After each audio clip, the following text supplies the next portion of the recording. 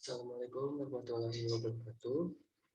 Sini perkenalkan saya Dwi Basya dengan NIM 1351938.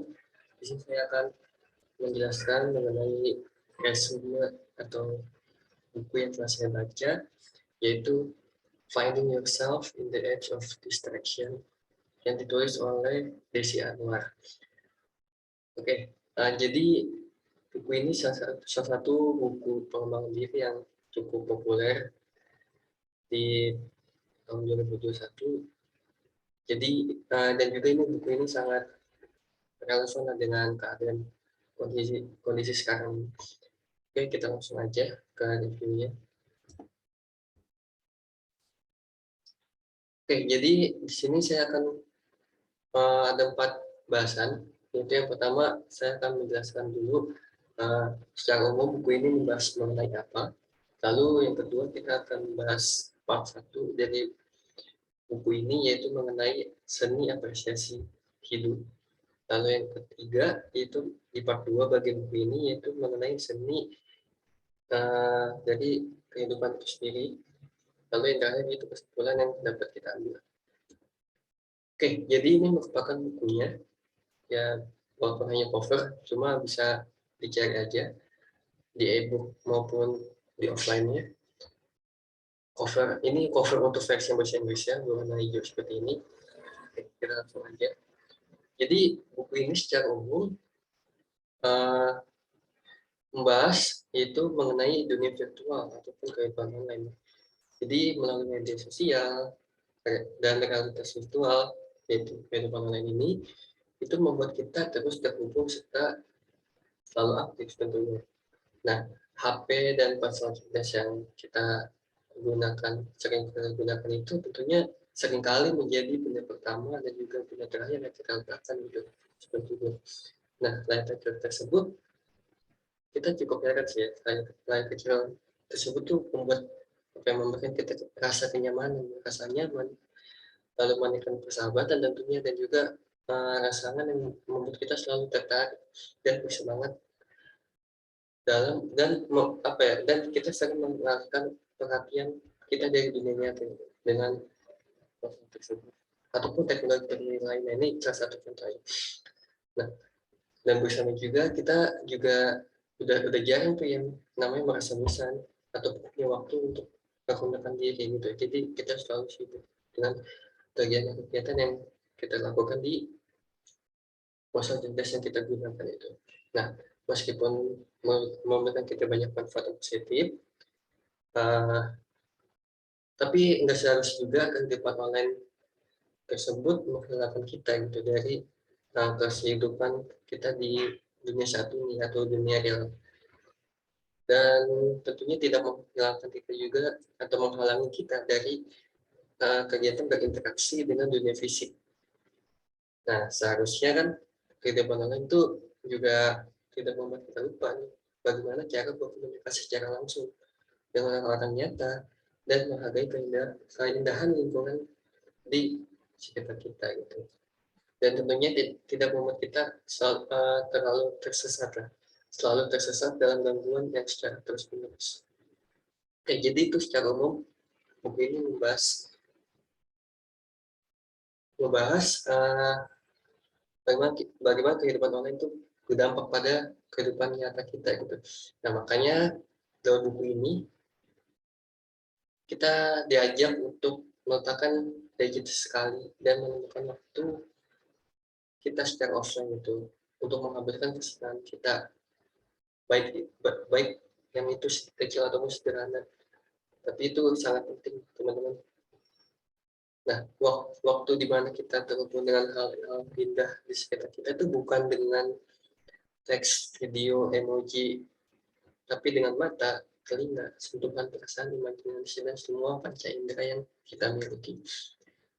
Kayak buku ini ya awal untuk melakukan perjalanan yang akan membawa kita ke jantung kehidupan kita sendiri gitu, baik itu di luar maupun dalam di mana tempat jati diri kita berada. Itu awalan, itu pembahasan mengenai buku ini. Nah, selanjutnya kita akan mulai membahas mengenai isi dalam buku ini, Jadi yang pertama yaitu mengenai seni apresiasi kehidupan.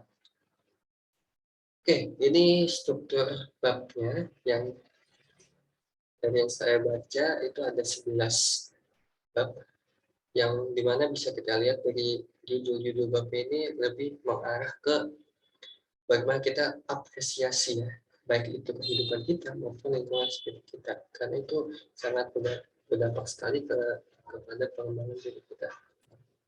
Oke, jadi jika dilihat dari sudut bab yang pertama ini, pada bab 1 ini kita bisa lihat bahwa topik yang dibahas itu lebih mengarah ke dalam diri kita dan menyisik jiwa agar mampu menangkap dan tentunya sadar terhadap lingkungan sekitar.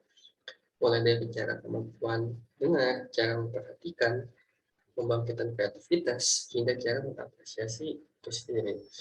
Nah, seni apresiasi antara lain seperti membiasakan untuk mendengarkan bunyi atau kesenian di sekeliling kita, melakukan olahraga dan memberi reward terhadap diri sendiri, dan membaca buku fiksi sebagai penyelamat hidup dibanding memeriksa diri data. Itu salah satu seni mengapresiasi. Dan ini ada hal yang cukup membuat saya terpikirkan lagi mengenai good habit dari atomic habit itu. Jadi ada good habit yang dibahas juga di bagian part 1 ini, yaitu mengenai kebiasaan membaca. Jadi apa yang ditulis oleh Desi Anwar ini sebagai penulis, dia mau benar apa adanya ternyata bahwa betapa miskinnya hidup tanpa bacaan gitu. Jangan jadikan hidup yang jalan ini hanya dengan menulis pesan pendek atau cuma menghabiskan scrolling internet dan memutakhirkan status. Ini ada kutipan di buku itu di halaman 57. Ya, sesungguhnya membaca itu merupakan latihan bagi otak kita. Itu meningkatkan kemampuan bahasa kita, memotivasi kita menjadi kreatif, memuaskan rasa ingin tahu kita, dan membuka pikiran kita dengan cara-cara yang dapat dilakukan oleh kehidupan sehari-hari. Namun yang terpenting ketika Anda membaca, Anda merasa dunia menjadi hening. Anda fokus dan tidak bolak-balik terganggu oleh pikiran-pikiran sendiri atau berbagai gangguan dari gawai di sekitar kita. Lepas dari peranan, mungkin Anda menjadi merasa nyaman, bahkan mungkin bahagia. Oke, jadi dengan membaca buku nih, kita bisa menjadi pribadi yang lebih fokus dan lebih tenang ya. Karena masa-masa sekarang tuh masa-masa penuh distraksi, jadi kita harus bisa mengatur diri lah untuk mengatasi distraksi itu dengan ya seperti ini, melatih fokus kita dan juga membiasakan good habit gitu. Nah, ini ada bahasa lain di part 1 kali ini. Ini saya ambil dari 3 babnya aja. Itu kemampuan mendengarkan dengan baik.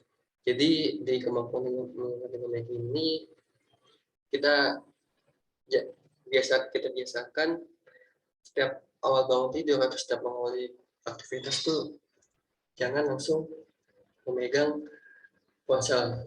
Jadi kita di sini diajak untuk lebih mendengarkan dulu apa yang suara yang terjadi di lingkungan sekitar kita gitu.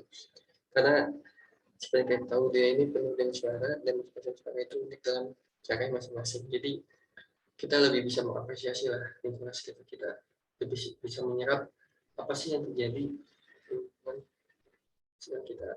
Karena itu suatu kenikmatan tersendiri. Gitu. Kita dianugerahi terima juga untuk mendengar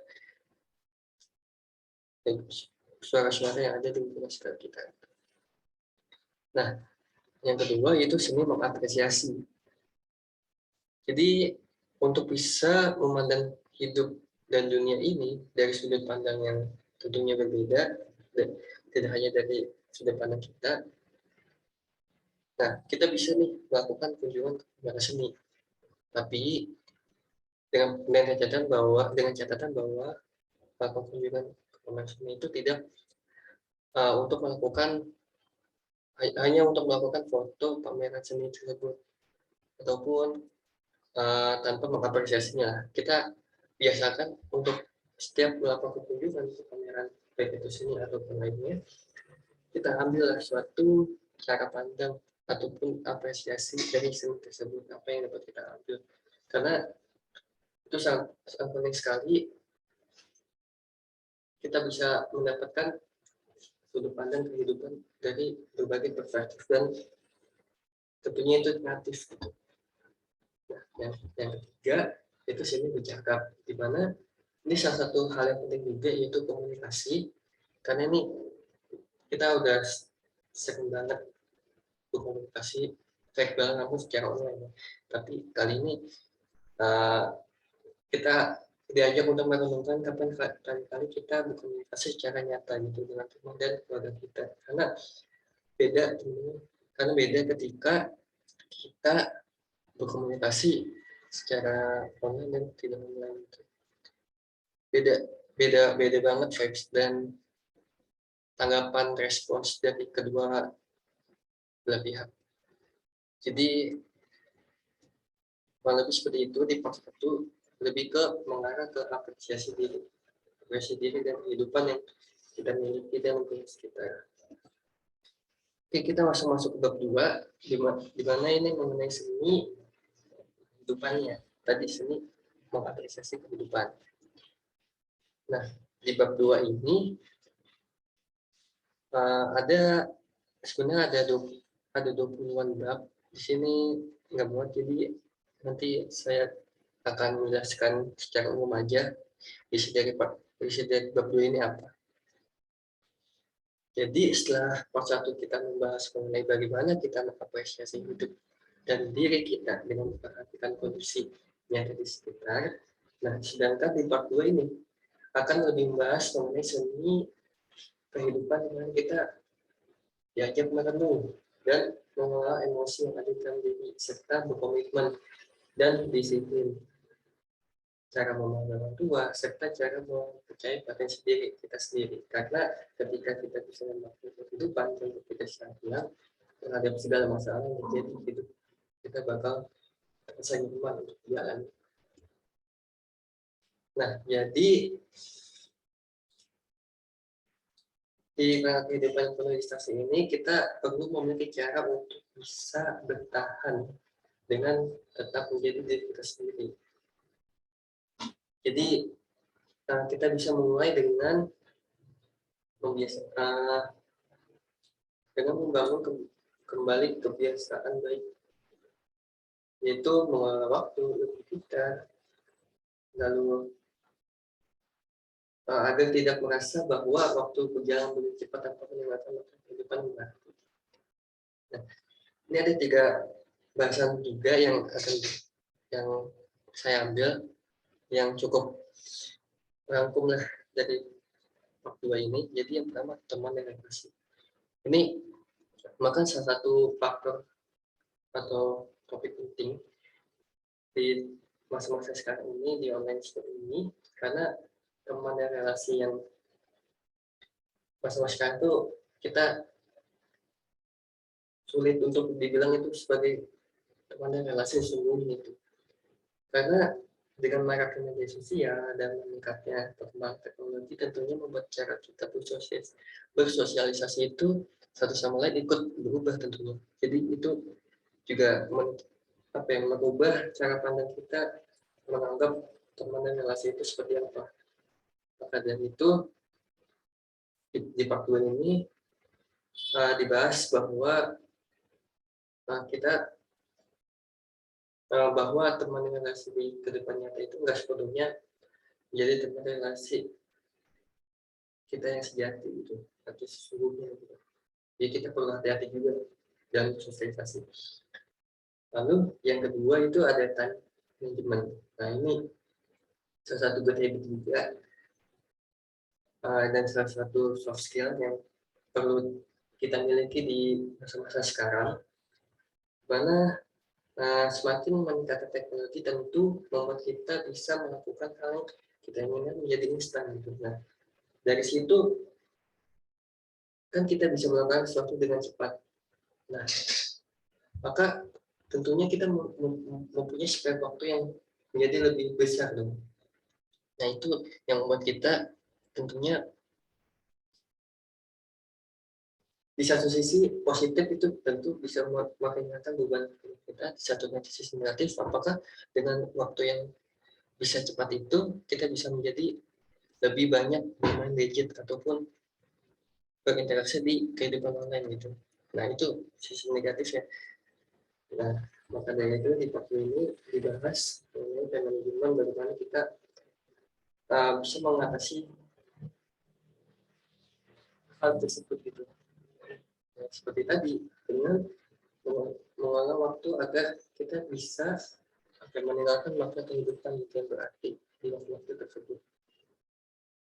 Lalu yang ketiga itu memanfaatkan kebosanan. Nah, ini hal yang unik sebenarnya. Karena di masa-masa sekarang tuh kita sebenarnya udah jarang berdosa, Mas. Udah jarang merasa bosan. Seperti bosan itu udah menjadi suatu hal benar perlu gitu, karena kita harus, karena dengan bosan kita biasanya kan merenungkan gitu, wah kita sebaiknya ngapain nih supaya melakukan hal positif. Nah, tapi masalah seperti ini tuh udah jarang terjadi. Kita malah sering terdistraksi dengan kegiatan online lainnya, itu seperti game, chatting, meeting, dan lain sebagainya. Ini suatu renungan lagi buat kita, karena kita sebaiknya mengurangi bosan itu dengan mengisi hal yang positif lagi gitu, dibandingkan dengan kegiatan online yang kurang bisa memberikan kita makna kehidupan gitu. Oke. Oke, jadi itu bahasan mengenai part 1 dan part 2 dari buku ini. Kita masuk ke kesimpulan yang dapat kita ambil. Jadi kesimpulan dapat kita ambil dari apa yang saya bahas dan apa yang saya baca tadi, yaitu ada saatnya dalam hidup kita itu mengambil jarak sejenak dari kehadiran di dunia maya gitu. Nah, meluangkan waktu khusus untuk menyiapkan diri dan kembali menemukan jati diri kita, kembali menemukan dan mengatur prioritas utama dalam hidup. Jadi dunia di masa-masa sekarang ini kita perlu banget kembali mencari tahu jati diri kita itu bagaimana cara kita mengembangkan diri kita di dunia penuh distraksi ini. Nah, itu tadi dengan melakukan good habit, dengan mengontrol emosi kita, dengan melakukan time management dengan baik, lalu memanfaatkan kebosanan kita, dan lain sebagainya. Nah, ini ada satu kutipan juga dalam bukunya, yaitu di halaman 20, kita berkumpul lewat gawai kita seakan hanya mereka lah yang dapat memiliki kenyamanan yang kita butuhkan, yang mampu menengok pikiran ke dalam kita, yang dapat melepaskan kita dari kebosanan dan menghidup kita dengan cara-cara yang tidak akan dilakukan oleh sesama manusia. Nah, seperti itu. Jadi apa yang kita lakukan di online dan offline itu belum tentu sama ya, belum tentu sama. Jadi kita sesekali perlulah untuk bersinggungan juga dengan dunia luar kita, walaupun memang kondisi memaksa orang seperti ini, tapi kerap kita tidak terlalu terdistraksi dengan kegiatan online kita. Masih banyak kegiatan offline yang bisa kita lakukan, yang bisa agar kita bisa lebih menemukan jati diri kita dan mengatur prioritas utama dalam hidup kita. Gitu. Oke, demikian pembahasan dan review mengenai buku pengembangan diri, yaitu Finding Yourself in the Age of Deception, karya Desi Anwar. Banyak sekali insight dan pelajaran saya dapat, terutama self development dan juga mengenai good habit yang sebaiknya dilakukan di dunia penuh distraksi ini. Jadi ini sangat worth it dan sangat membantu kita dalam mengembangkan diri kita lebih baik lagi di masa seperti ini. Oke, kalau lebihnya mohon maaf. Wassalamualaikum warahmatullahi wabarakatuh.